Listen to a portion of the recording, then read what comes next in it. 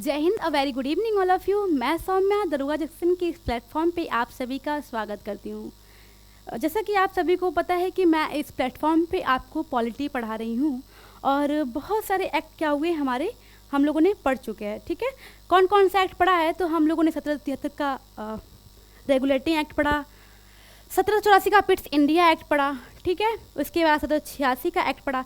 इन सारे एक्ट का जो वीडियो है आपको इस प्लेटफॉर्म पे मिल जाएगा, दरोगा जंक्शन के इस प्लेटफॉर्म पे। ठीक है, सो आज हम देखेंगे कि हम आज क्या पढ़ने वाले हैं। ठीक है, सो आज हम लोग क्या पढ़ेंगे? तो सबसे पहले आज हम लोग थोड़ा सा 1861 को रिवीजन कर लेंगे, यानी कि जो 1861 का हमारा एक्ट था उसको क्या कर लेंगे, रिवीजन कर लेंगे। ठीक है, ये था भारत परिषद अधिनियम। ठीक है, इस एक्ट को हम लोग थोड़ा रिवीजन कर लेंगे। देखिए, इसके पीछे का जो पृष्ठभूमि है या भूमिका रहा है, इसका क्या रीज़न रहा इस एक्ट को आने का, थोड़ा उसकी बात करेंगे। ठीक है, देखिए, जब हम लोग एक्ट पढ़ रहे थे तो उसमें जो हमारा एक एक्ट आया था 1858। कौन सा एक्ट आया था? 1858 का एक एक्ट आया था। इसके पीछे क्या रीज़न था? तो इसके पीछे रीज़न था 1857। 1857 क्या है? तो 1857 एक क्रांति है। ठीक है, एक महान क्रांति है, जिसके बाद क्या हुआ कि ब्रिटिश जो सेना थी वो पूरी तरीके से डर चुकी थी, क्योंकि ये एक महान क्रांति साबित हुई थी। ठीक है, जिसके बाद ब्रिटिश लोग समझ चुके थे कि अब भारतीयों को क्या करना है, भारतीयों को शासन में शामिल करना ज़रूरी है। ठीक है, अदरवाइज़ उन लोग का जो विरोध है वो और भी बढ़ जाएगा। ठीक है, तो उसी में हम लोगों ने क्या पढ़ा था? उसके बाद 1858 के एक्ट के बाद क्या आया था? 1861 का एक्ट आया था। ठीक है, जिसे भारत परिषद अधिनियम भी कहा गया। ठीक है, इस एक्ट में हम लोगों ने क्या देखा था? सो इस एक्ट में हम लोगों ने देखा था कि लॉर्ड कैनिंग जो भारत के क्या थे, वायसराय थे। क्या नाम था इनका? Lord Canning.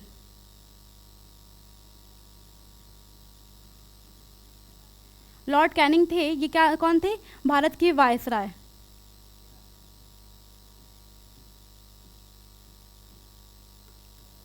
लॉर्ड कैनिंग ने क्या किया?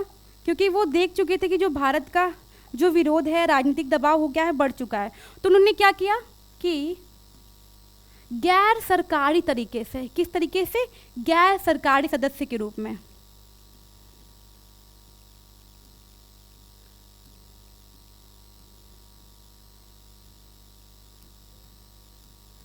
गैर सरकारी सदस्य के रूप में किसको शामिल किया? गैर सरकारी सदस्य के रूप में किसको शामिल किया?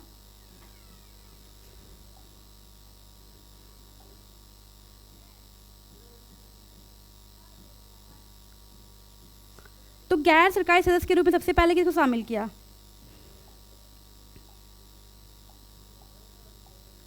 ये सारे एक्ट जो है हम लोग प्रीवियस वीडियोस में आपको देखने को मिलेगा। ठीक है, सबसे पहले गैर सरकारी सदस्यों के रूप में किसको? बनारस के राजा, बनारस के राजा, पटियाला के महाराजा,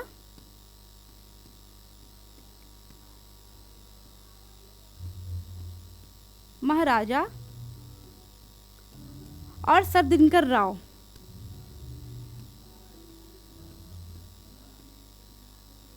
सर दिनकर राव को क्या किया? शामिल किया। मतलब 1858 का जो एक्ट था, जिसमें क्या किया गया था कि जो कंपनी का शासन क्राउन के हाथ में सौंप दिया गया था, किसके? महारानी विक्टोरिया के हाथ में सौंप दिया गया था। ठीक है, उसके बाद क्या हुआ? जो भारतीयों का गुस्सा था वो और भी फूट पड़ा था। उसके बाद से कौन सा 1858 के एक्ट के बाद कौन सा एक्ट आया? तो 1858 के बाद हमारा एक्ट आता है 1861 का एक्ट। ठीक है, इसमें क्या किए? लॉर्ड कैनिंग यानी जो भारत के ब्रिटिश थे वो समझ चुके थे कि अब भारतीयों को क्या किया जाए, भारतीयों को शासन में शामिल करना जरूरी है, अदरवाइज क्या होगा, और भी युद्ध बढ़ जाएगा। ठीक है, तो सबसे पहले गैर सरकारी, इसका ध्यान रखिएगा, सबसे पहले गैर सरकारी सदस्य के रूप में बनारस के राजा, पटियाला के महाराजा और सर दिनकर राव को क्या किया, शामिल किया गया, लेकिन किसके रूप में, गैर सरकारी तरीके से। यानी सी आप कह सकते हैं कि सांत्वना दिया, एक तरीके से क्या किया, सांत्वना दिया। ठीक है, उसके बाद आप देख लेंगे कि इसी एक्ट के बाद क्या हुआ, इसी एक्ट में किसको लाया गया, तो इसी एक्ट में अध्यादेश जारी किया गया। यानी जो लॉर्ड कैनिंग थे 1662 में, क्या था, लॉर्ड कैनिंग 1662 में क्या करेंगे, लॉर्ड कैनिंग 1662 में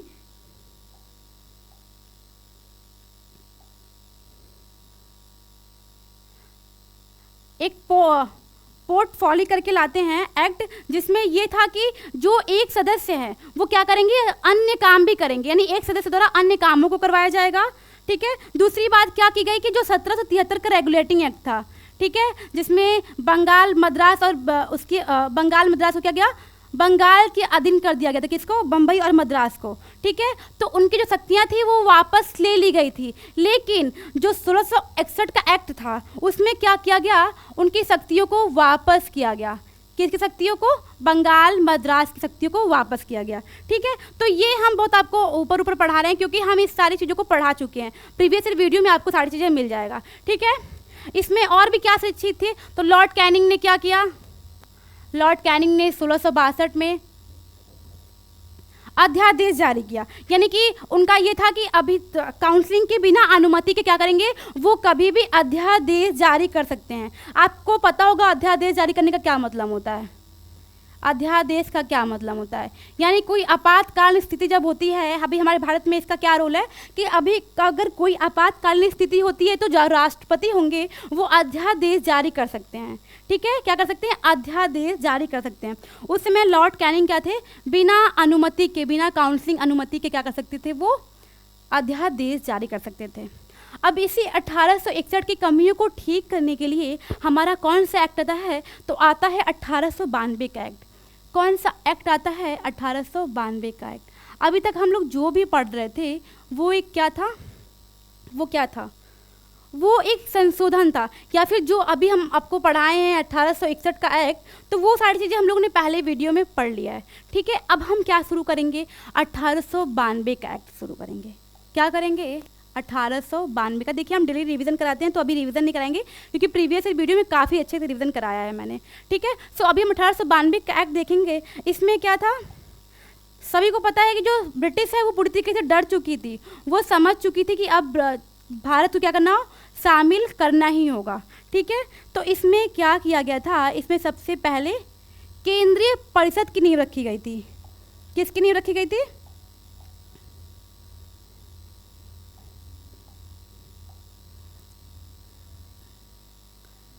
केंद्रीय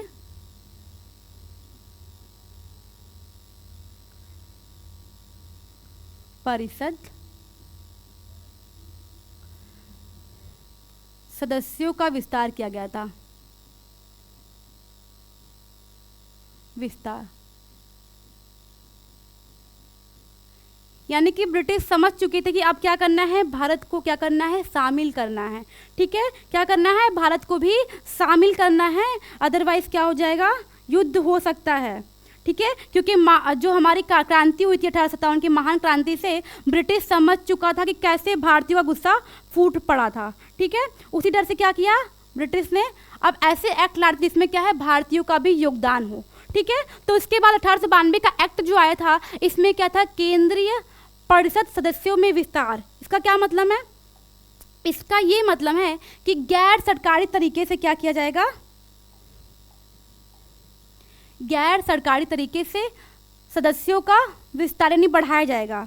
ठीक है, कैसे बढ़ाया जाएगा, तो सबसे पहले इसमें जो भारतीय, देखिए गैर सदस्य जो है ना, गैर सरकारी सदस्य, गैर सरकारी सदस्य जो है ना वो कौन होंगे, भारतीय होंगे।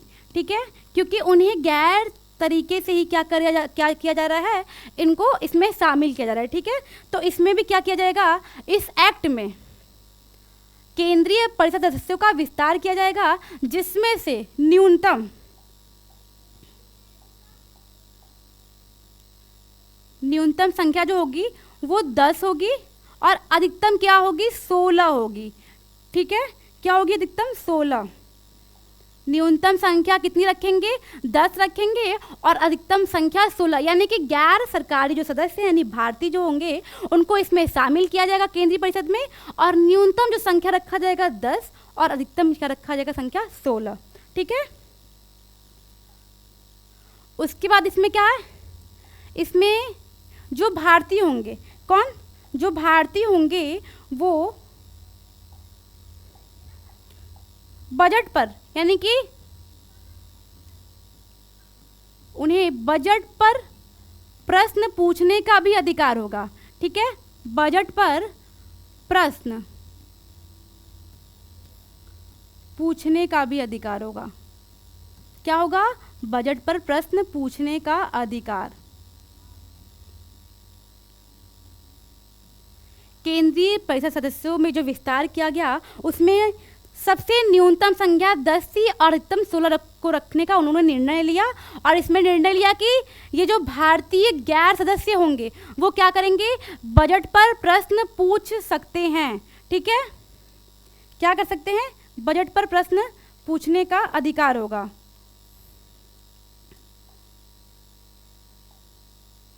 ठीक है, और इसके साथ साथ क्या होगा,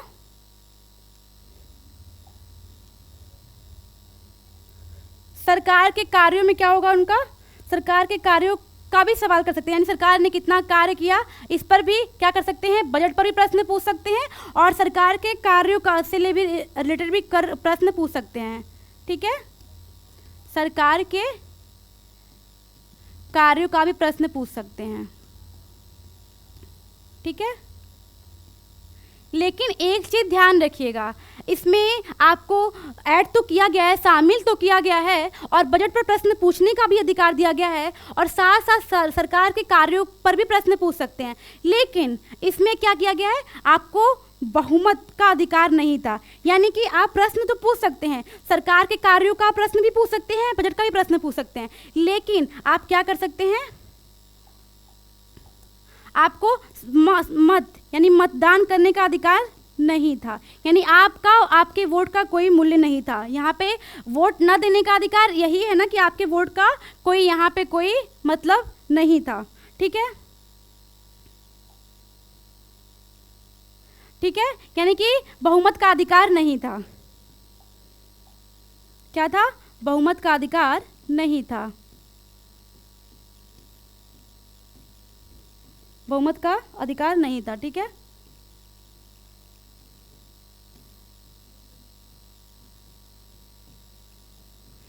ठीक है, मतलब कि ये एक ऐसा एक्ट था जिसमें क्या किया गया, ये एक ऐसा पहला एक्ट था जिसमें क्या किया गया, गैर सरकारी तरीके से ही सही लेकिन भारतीयों को शामिल किया गया और बजट पर प्रश्न पूछने का अधिकार था, प्लस सरकार के कार्यों पर भी प्रश्न पूछने का अधिकार था, लेकिन मतदान पर अधिकार नहीं था। ठीक है,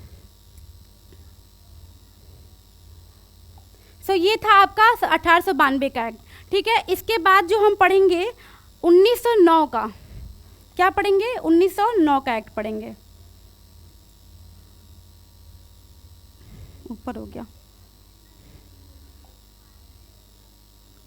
1909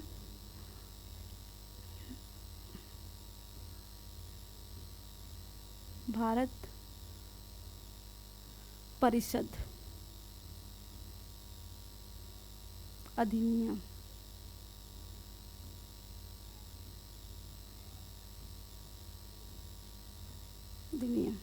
ठीक है,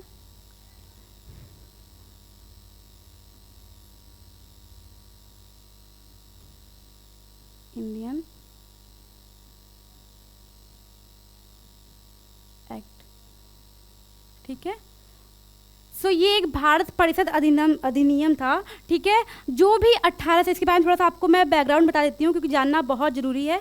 जो भी हम लोगों ने 1892 में पढ़ा था, ठीक है दोस्तों, जो भी हम लोग 1892 में पढ़े थे, इसका ही संशोधन रूप था, क्या था, 1909 का एक्ट।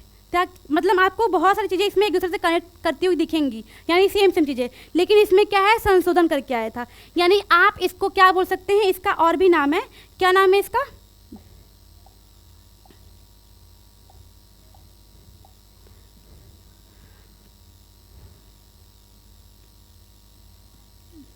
मार्ले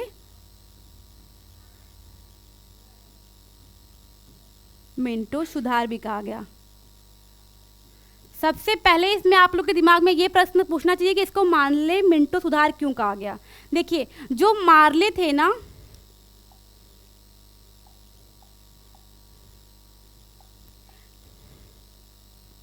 ये भारत के सचिव थे।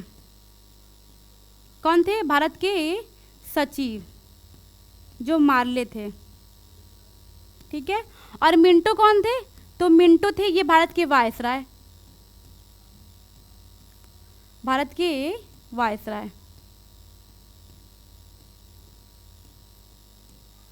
और ये जो एक्ट था 1909 का एक्ट था, इसको आप लोग सुधार अधिनियम के नाम से भी जानते हैं। क्या है? सुधार अधिनियम। सुधार अधिनियम।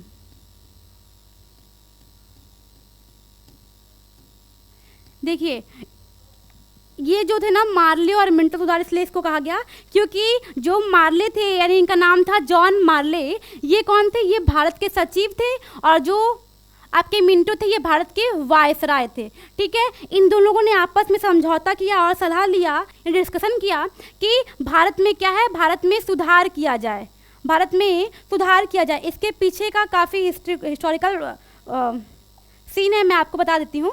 ठीक है। वैसे आपको ये सारी चीज़ें ना हिस्ट्री में, मॉडर्न हिस्ट्री में पढ़ने को मिलेगा, लेकिन मैं फिर भी आपको, ताकि आप इस चीज़ को समझ पाएंगे, इसका स्टोरी को, तो आप क्या करेंगे, आगे अच्छे से कनेक्ट कर पाएंगे। ठीक है। तो मैं आपको इसके बारे में देखिए बता देती हूँ। देखिए, जब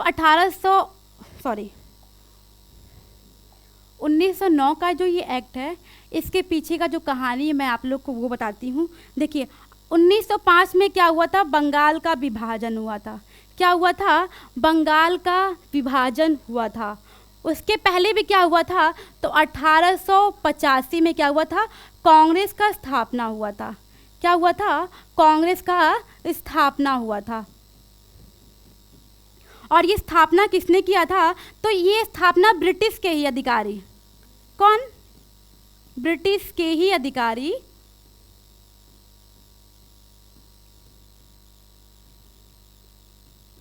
ब्रिटिश के ही अधिकारी, यानी कि CSI। जैसे अभी यहाँ पे आप लोग देखते होंगे ना कि IAS पीसेस होते हैं ना, वैसे उस टाइम CSI थे। ठीक है। इनका क्या नाम था? इनका नाम था,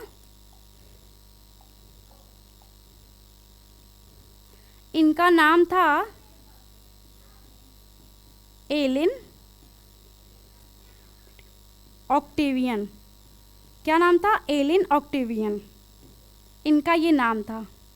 ठीक है। इन्होंने क्या किया था दोस्तों? इन्होंने कांग्रेस का स्थापना किया था। क्यों किया था कांग्रेस का स्थापना? तो कुछ भारतीयों में से कुछ शिक्षित और उच्च वर्ग के लोग थे, यानी बुद्धिजीवी लोग थे। क्या थे? क्या थे? कुछ उच्च, यानी भारतीयों में क्या थे? भारतीयों में कुछ बुद्धिजीवी लोग थे। ठीक है।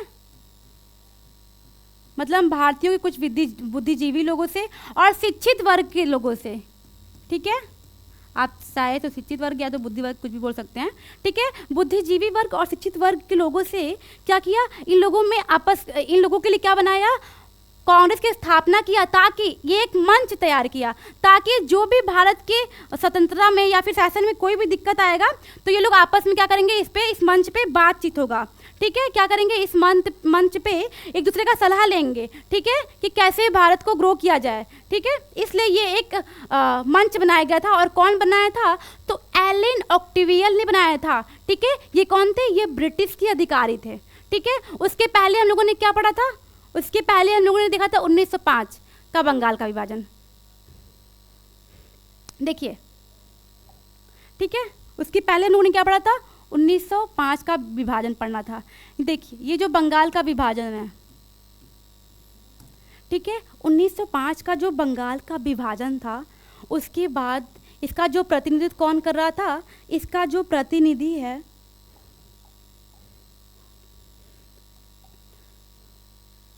1905 के बंगाल का जो विभाजन है, उसका जो प्रतिनिधि है वो कौन कर रहा था? कांग्रेस। कौन कर रहा था? कांग्रेस। कौन कर रहा था?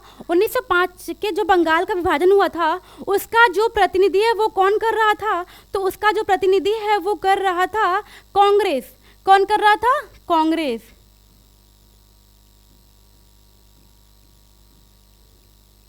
अब कांग्रेस ने क्या देखा? कांग्रेस में भी दो गुट बन गया। कौन सा दो गुट बन गया? तो हम आगे देखेंगे, ठीक है। एक बन गया आपका नरम दल, ठीक है। क्या बन गया? एक नरम दल। और एक बन गया आपका गरम दल, ठीक है। ये भारतीय लोग ही थे। जो ये कांग्रेस के द्वारा जो ये गुट तैयार हुआ था ना, ये भारतीय लोग थे। ये इसमें क्या था? इसमें आपसी मतभेद नहीं था, इसमें विचारों का मतभेद था। क्या था?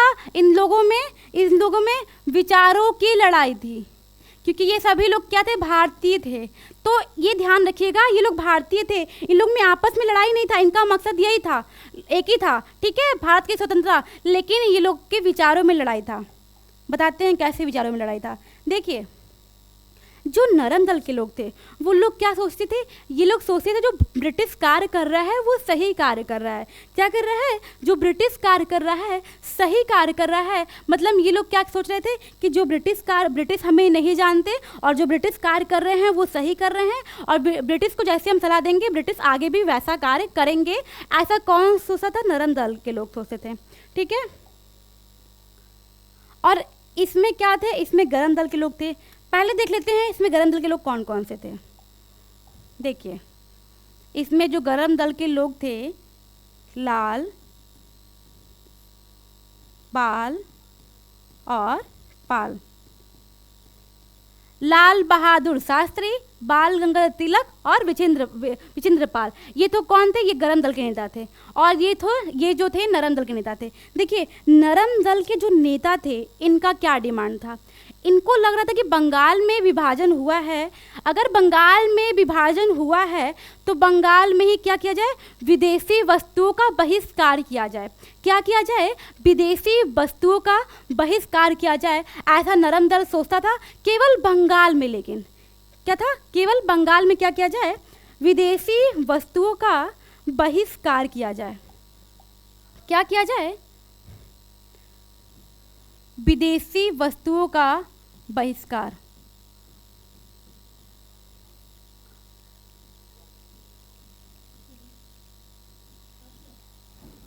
बहिष्कार, ठीक है। विदेशी वस्तुओं का बहिष्कार कहाँ पे? तो बस बंगाल में। कहाँ पे? बंगाल में, ठीक है। और ये जो गरम दल थे, ठीक है, इनका देखिए डिमांड क्या था? इनका डिमांड था स्वशासन, यानी कि ये भारत में खुद शासन करना चाहते थे। ये इनका बुरा डिमांड था। इनका जो विचार था ये था कि हम ब्रिटिश को यहाँ से भगाएं, ठीक है। इसलिए इनका क्या था? स्वशासन। क्योंकि ये लोग समझ चुके थे कि जो भारत है ये हमारा है और इस पे अधिकार भी हमारा रहेगा, ठीक है। ऐसा कौन सोचता था? लाल बहादुर शास्त्री, बाल गंगाधर तिलक और विचिंद्र पाल, ठीक है। तो ये लोग का क्या था? ये लोग का डिमांड था, और इनका क्या था? स्वदेशी वस्तुओं का बहिष्कार किया जाए।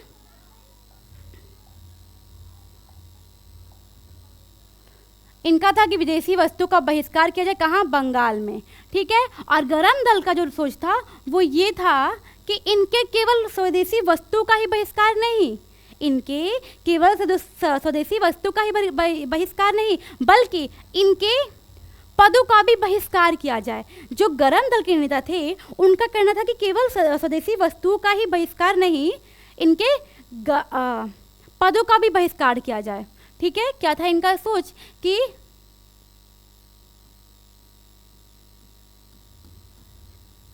विदेशी वस्तुओं का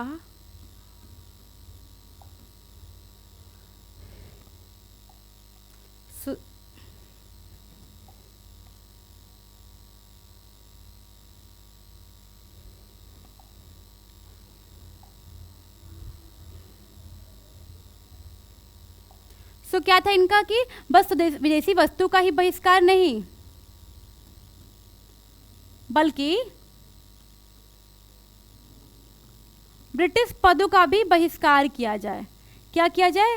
ब्रिटिश पदों का बहिष्कार किया जाए। जो भी इंडिया में जो सिविल सर्विस इन लोगों के द्वारा मिल रहा है उसका भी क्या कर रहे थे ये लोग? बहिष्कार कर रहे थे, का भी बहिष्कार। ठीक है,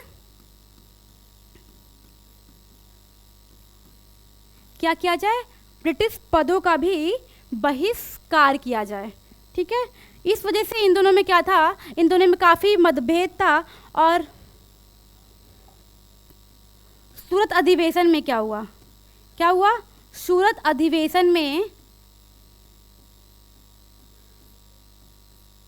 इन लोगों में आपस में इतना मतभेद बढ़ चुका था कि सूरत अधिवेशन में 2 गुटों का निर्माण हुआ। कौन कौन सा 2 गुटों का निर्माण हुआ? सूरत अधिवेशन में। ठीक है, इसके बाद क्या आया? सूरत अधिवेशन हुआ जिसमें क्या किया? कांग्रेस की स्थापना का आयोजन किया गया। क्या किया गया? कांग्रेस के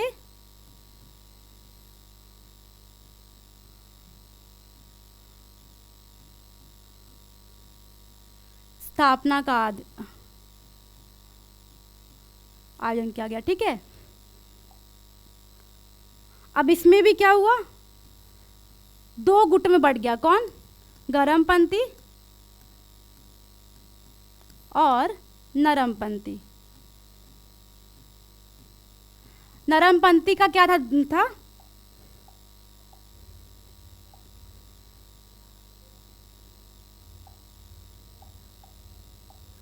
नरमपंथी का विचार था कि संवैधानिक तरीके से, किस तरीके से? संवैधानिक तरीके से। देखिए नाम से ही सुनने में आ रहा है नरम, यानी पोलाइटली लोग, यानी कि नरम नरम लोग, यानी कि जो काफ़ी पोलाइट हो। ठीक है, और गरम जो कि क्या है? बड़े गुस्से वाले हो। ठीक है, उदारवाद। क्या क्या आ गया इन लोग को? उदारवाद।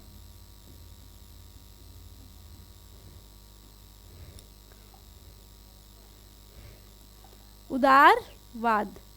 ठीक है, और जो नरमपंथी के लोग थे वो क्या थे? वो सॉफ्ट लोग थे। ठीक है,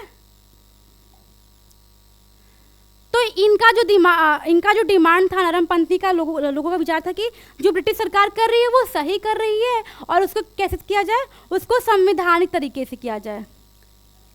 क्या किया जाए? संवैधानिक तरीके से किया जाए। ठीक है, ऐसा किसका डिमांड था? नरमपंथी का। लेकिन गरमपंथी जो थी इसका डिमांड था कि ब्रिटिश तुम जाओ, क्योंकि ये हमारा खुद का भारत है तो यहाँ पे हमारा शासन चलेगा, यानी कि स्वशासन का मांग कर रहे थे। स्वशासन। ठीक है, ऐसा गरमपंथी के लोग चाह रहे थे। ठीक है, इस वजह से इन लोगों में मतभेद हुआ और सूरत अधिवेशन हुआ। ठीक है, तो ब्रिटिश अब क्या था? ब्रिटिश समझ चुका था कि क्या है, इन लोगों में आपस में ही फूट डालो और राज करो की नीति अपनाया जाए, ताकि इन लोग क्या है आपस में ही क्या करें? मतभेद करें और कमज़ोर हो जाएं। इसलिए ब्रिटिश क्या चाहता है? फूट डालो और राज करो की नीति अपनाना चाह रहा था। ठीक है, और अपनाया भी। ठीक है, तो उसके बाद आया 1909 का आपका भारत परिषद अधिनियम। ये जो कहानी थी ना, ये इसकी काफ़ी डिटेल में ये पढ़नी होती है, लेकिन मैं ये पूरा हिस्ट्री का बैकग्राउंड है। ठीक है, सारी चीज़ें क्या है? मॉडर्न हिस्ट्री की है, लेकिन मैं आप लोग को ये सारी चीज़ें इससे समझाई हूँ ताकि आगे जितने भी एक्ट पढ़ाएं और वो सारी चीज़ें आप क्या कर पाएँ? कनेक्ट कर पाएँ कि 1909 कैसे आया, अचानक से आ गया? नहीं, उसके पीछे का हिस्ट्री क्या है, वो सारी चीज़ें अगर आप लोग जानेंगे, जितना आप पीछे का जानेंगे उतना आप अच्छे से कनेक्ट कर पाएंगे। क्योंकि जो पॉलिटी है ना, ये जो आप पॉलिटी पढ़ रहे हैं ना, इसको कभी भी आप रट नहीं सकते हैं। इनफैक्ट आप कोई भी सब्जेक्ट रट नहीं सकते हैं। ठीक है, अगर आपको लॉन्ग टाइम के लिए इसको ध्यान रखना है, याद रखना है, तो आप चीज़ों को कनेक्ट करें, एक दूसरे से कनेक्ट करें। ठीक है, डेट को क्या करें? कनेक्ट करें।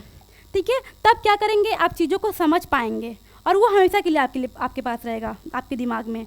ठीक है, तो ये सारी चीज़ों के बाद देखिए क्या हुआ था, आपका मार्ले मिंटो सुधार आया। ठीक है, क्योंकि मार्ले और मिंटो ये लोग क्या थे? ये लोग ब्रिटिश के थे। ये लोग समझ चुके थे क्या होगा, अब युद्ध हो सकता है। युद्ध का मतलब कि जो भारतीयों का जो गुस्सा है वो फूट सकता है, ठीक है। और जो नरमपंथी के लोग थे ना, इनके हिसाब से चल रहा था, इनके हिसाब से नहीं, मतलब इनको दिखा रहा था कि हम आपके हिसाब से चल रहे हैं। नरमपंथी को दिखा रहा था ब्रिटिश कि हम आपके हिसाब से क्या कर रहे हैं, चल रहे हैं, क्योंकि ये लोग चाह रहे थे कि शासन में सुधार किया जाए। नरमपंथी के लोग क्या चाह रहे थे, नरमपंथी के लोग चाह रहे थे कि शासन में सुधार किया जाए। इसीलिए जॉन मार्ले और लॉर्ड मिंटो, ये लोगों ने क्या किया, आपस में डिस्कशन किया कि शासन में सुधार किया जाए, ठीक है। इसीलिए उसके बाद आपका आया 1909 का। देखिए ये जो सारी चीज़ें मैंने आपको पढ़ाई है ना, इसके बाद आप इसको काफ़ी अच्छे से कनेक्ट कर पाएंगे, ठीक है। तो ये क्या था आपका, भारत परिषद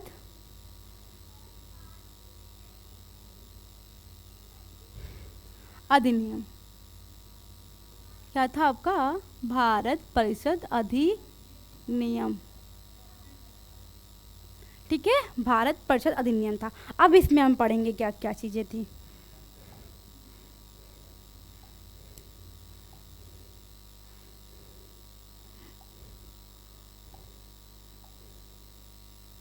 देखिए इसको ही क्या बोलते हैं,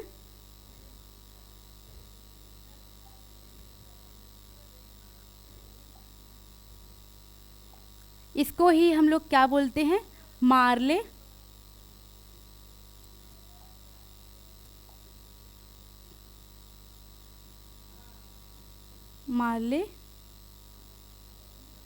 मिंटो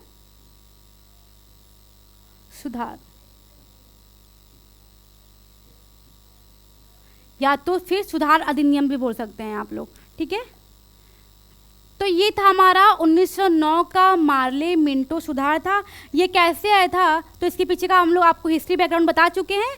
और ये मार्ले मिंटो यानी कि जो मार्ले थे, मैंने आपको पहले बताया, ये भारत के सचिव थे, और जो मिंटो थे वो कौन थे, भारत के वायसराय, ठीक है। इन लोगों के विचार पे ये सारी चीज़ें आई थी। और नरमपंथी चाह के रहे थे कि भारत को यानी कि शासन को सुधारा जाए, तो ये लोग क्या करते थे, स्वशासन को सुधारना चाह रहे थे, ठीक है। एक मिनट,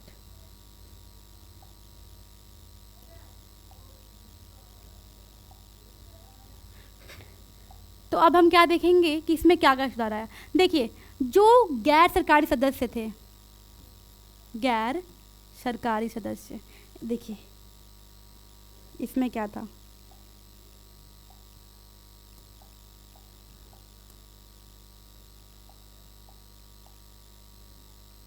इसमें क्या था, पहला पॉइंट आपका यहाँ लिख देते हैं, केंद्रीय परिषद का विस्तार किया गया। क्या किया गया दोस्तों, केंद्रीय परिषद का विस्तार कर दिया गया। यानी कि अभी हम लोगों ने 1892 में क्या देखा, हम लोगों ने 1892 में ये देखा कि अभी तक जो गैर सरकारी सदस्य थे यानी भारतीय लोग थे, क्या थे, गैर सरकारी सदस्य यानी भारतीय लोग जो थे, उनकी संख्या कितनी थी, अधिकतम 16 और न्यूनतम कितनी थी, 10, ठीक है। वो अचानक से बढ़ा के कितनी कर दी गई, इसमें कितनी कर दी गई, कितनी कर दी गई बताइए आप लोग, कितनी कर दी गई, तो इसकी संख्या कितनी कर दी गई, 60, कितनी संख्या, 60 कर दी गई। यानी कि अब 60 गैर सरकारी क्या करेंगे, सदस्य होंगे। पहली बार इसमें क्या किया गया, 60 गैर सरकारी सदस्यों का भागीदारी था, ठीक है। उसके बाद इसमें और क्या क्या चीजें थी, 1892 में हम लोगों ने क्या देखा था कि हम क्या करेंगे, प्रश्न तो पूछ सकते हैं, किससे, परिषद से प्रश्न तो पूछ सकते हैं, लेकिन उसके पहले हमें 6 दिन पहले क्या करना पड़ेगा, इन्फॉर्म करना पड़ेगा कि हमें प्रश्न पूछना है, ठीक है। और कुछ पूरा प्रश्न नहीं पूछ सकते थे, मतलब कि प्रश्न केवल हम पूछ सकते थे, उसका उत्तर देना न देना उनके ऊपर डिपेंड था, ठीक है। इसमें क्या चीज़ था, इसमें हम प्रश्न पूछ सकते थे प्लस क्रॉस क्वेश्चन कर सकते थे। हम क्या कर सकते थे, उनसे प्रश्न पूछ तो सकते थे,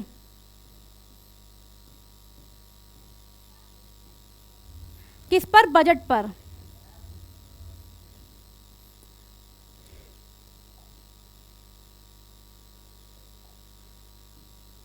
बजट पर क्या कर सकते हैं? हम प्रश्न पूछ सकते थे, लेकिन अब हम क्या कर सकते थे? हम 1909 में क्रॉस क्वेश्चन पूछ सकते थे। ये क्या था? एक इनडायरेक्टली क्या था हमारे पास? एक हमारी एक उपलब्धि थी। ये क्या थी? हमारी एक उपलब्धि थी कि हम ब्रिटिश सरकार से क्या कर सकते? क्रॉस प्रश्न पूछ सकते थे, यानी क्रॉस क्वेश्चन क्या कर सकते थे कि ये कैसे हुआ या इसके पीछे का क्या कारण था। ठीक है, तो ये क्रॉस क्वेश्चन पूछ सकते थे। उसके बाद क्या था?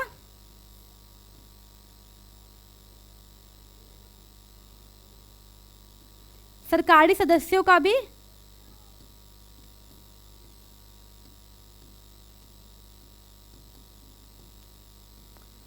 कार्यों का विवरण जान सकते थे। क्या कर सकते थे? सरकारी जो सदस्य थे उनके कार्यों को लेकर भी हम क्या कर सकते? प्रश्न को पूछ सकते थे। ठीक है, और सबसे बड़ी उपलब्धि इसमें पता है क्या थी? इसमें सबसे बड़ी उपलब्धि ये थी कि हमें मतदान देने का अधिकार हो गया। क्या था? हमें मतदान देने का अधिकार हो गया। क्या कर दिया? हमें मतदान देने का अधिकार। क्या था? हमें 1909 का एक्ट एक ऐसा एक्ट था जिसमें पहली बार भारतीयों को क्या था? मतदान देने का अधिकार था। इतना ही नहीं, इतना ही नहीं,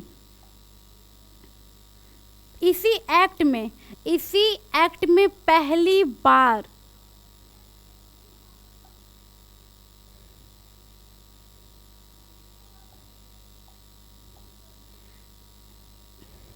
इसी एक्ट में पहली बार भारतीय को, यानी भारतीय में से कौन? सत्येंद्र सिन्हा, जो कि भारतीय थे।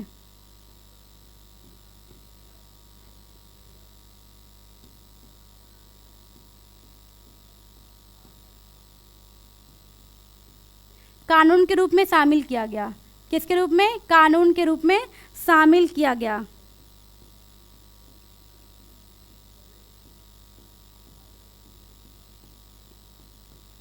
शामिल किया गया।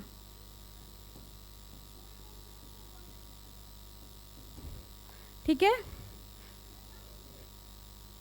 तो ये सारी चीजें क्या थी? 1909 का एक्ट। ठीक है, ये दोनों एक्ट जो 1992 और 1909 का जो एक्ट है, ये बहुत ज़्यादा बड़ा नहीं है।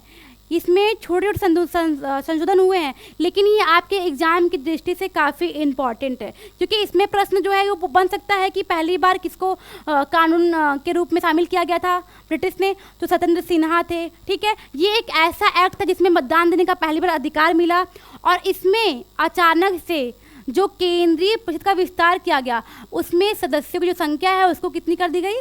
उसको 60 कर दी गई। ठीक है, सो ये सारी चीज़ें थी। तो अभी हम सारी चीज़ों जितना पढ़े हैं, अभी हम थोड़ा सा आपको क्या करते हैं, इसका रिवीजन करा देते हैं। देखिए, पहले हम लोगों ने क्या देखा? पहले हम लोगों ने देखा 1861 का एक्ट देखा। 1861 के एक्ट में क्या था? 1861 के एक्ट में पहली बार 1857 की जो क्रांति हुई थी, उस क्रांति से ब्रिटिश क्या होती? पूरी तरीके से डर चुकी थी, और क्या लाया? 1861 का भारत परिषद अधिनियम लाया, जिसमें कि वायसराय थे लॉर्ड कैनिंग। कौन थे? Lord Canning. लॉर्ड कैनिंग ने ये सोचा कि अब भारतीयों को क्या करना? शामिल करना ज़रूरी हो गया, और पहली बार गैर सरकारी तरीके से क्या किया गया? शामिल किया गया। और सबसे पहले कौन थे उसमें?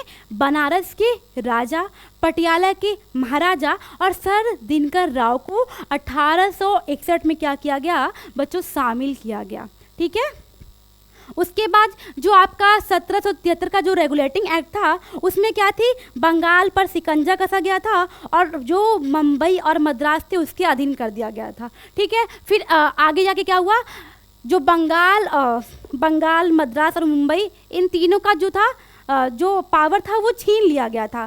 तो जो 1861 का एक्ट जो था, उसमें क्या किया गया था? इनका पावर क्या किया गया? इनको वापस कर दिया गया था। ठीक है, उसके बाद हम लोगों ने क्या देखा? उसके बाद हम लोगों ने देखा 1852 का एक्ट। 1852 के एक्ट में क्या था, तो 1852 का जो एक्ट था उसमें पहली बार केंद्रीय विधान परिषद में क्या किया गया, गैर सरकारी सदस्यों की संख्या को बढ़ाया गया, और जो न्यूनतम संख्या थी उसमें 10 थी और अधिकतम कितनी थी, 16। ठीक है, इसमें पहली बार जो भारतीयों को बजट पर प्रश्न पूछने का अधिकार मिला, प्लस उनको सरकारी कार्यों का विवरण कर जानने का अधिकार मिला, और तीसरा क्या था, बट उन्हें क्या था, ये एक सांत्वना का था। लेकिन भारतीय जितना वो गुस्सा उनका फूट पड़ा था ना, वो ब्रिटिश क्या थे, एक तरीके से इनका सांत्वना का अधिकार था। क्या था, सांत्वना दे रहे थे वो भारतीयों को। ठीक है, क्योंकि जो 1892 में था, मत देने का अधिकार था ही नहीं, जो कि सबसे महत्वपूर्ण भूमिका निभाता है मत। कोई भी व्यक्ति अगर वो मतदान दे रहा है तो उसका क्या है, भागीदारी है। ठीक है, तो वो हमारे पास मतदान का अधिकार नहीं था। कब तक नहीं था, 1892 तक। फिर 1909 का एक्ट आया, 1909। हाँ, इसमें हम आपको एक बहुत ही महत्वपूर्ण चीज़ पढ़ाना भूल गए, जो अभी हम पढ़ाएंगे आपको। देखिए, 1909 का जो एक्ट था बच्चों,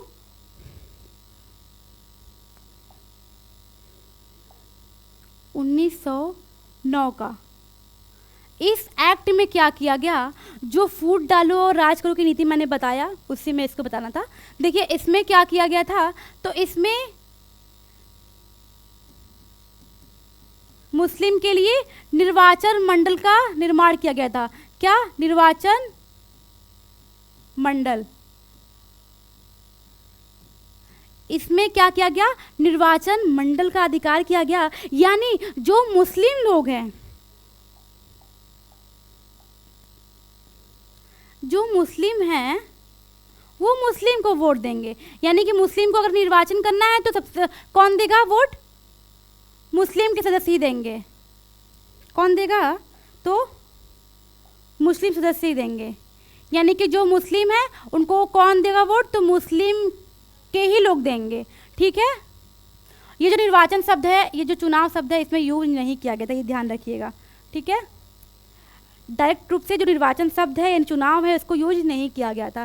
ठीक है, इन सबसे पहले मुस्लिम को क्या किया गया, जो मुस्लिम का निर्वाचन मंडल बनाया गया था, इसके पीछे बहुत बड़ा रीज़न था, जो आज भी हम क्या करते हैं, इसके वजह से क्या करते हैं, आज भी हम झेलते हैं। जैसे कि मुस्लिम, इसमें जो मुस्लिम का निर्वाचन मंडल बनाया गया था, इसका एक बहुत ही दुष्परिणाम क्या हुआ,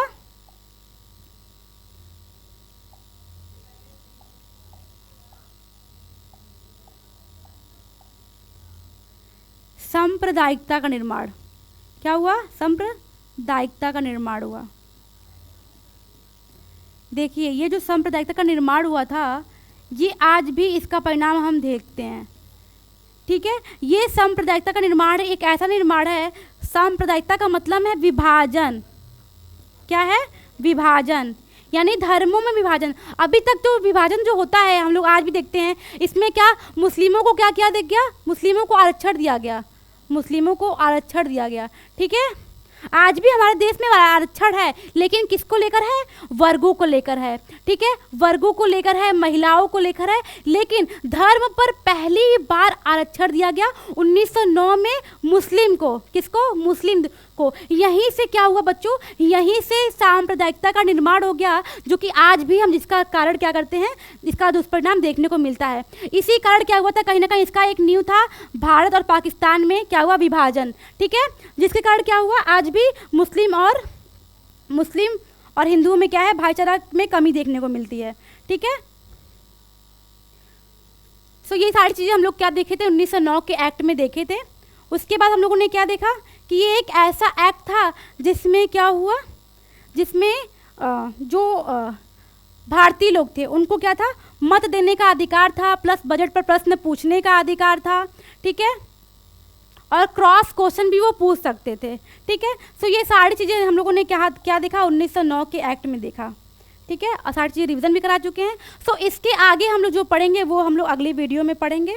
ठीक है, सो आज के लिए बस इतना ही। अगर आप लोगों को इस एक्ट में या प्रीवियस जो वीडियोस है उसमें कोई भी, अगर आप लोगों को कोई भी टॉपिक अगर नहीं समझ में आती है तो प्लीज़ आप हमें कमेंट कीजिए, हम आपको इसके बारे में एक अलग सी वीडियो बना देंगे। ठीक है, सो आज के लिए ही बस इतना ही, मिलते हैं अगले वीडियो में। Thank you.